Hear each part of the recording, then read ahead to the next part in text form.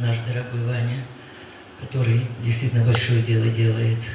Столько собрал материалы о Ване Герман. И, конечно, Анна Герман для нас, для всех очень дорога. Потому что, я думаю, наверное, все ее любят. Нет ни одного человека. Потому что это есть необыкновенный голос.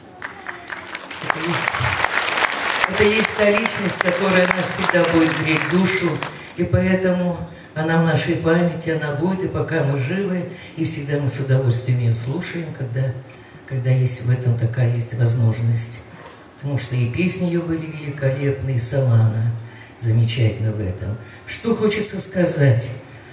Мы обменивались даже с ней репертуаром, потому что она действительно очень любила русские песни.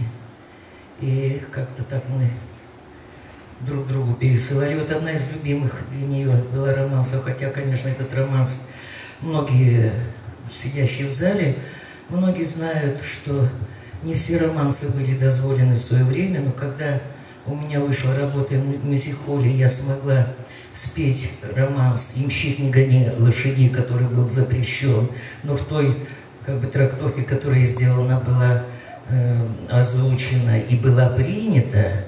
Вот сейчас ее, в общем, его многие поют, но в то время это было трудно. А вот Аннушка, она вся, Галя, да, я тоже свой репертуар возьму, все такое. И мне было очень приятно, когда мы встречались, сидели за чашкой чая, как говорится, все.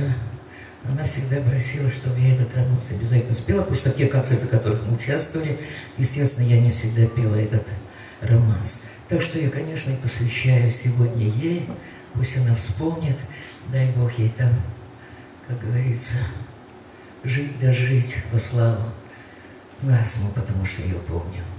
Старинный русский романс «Ямщик, не гони лошадей».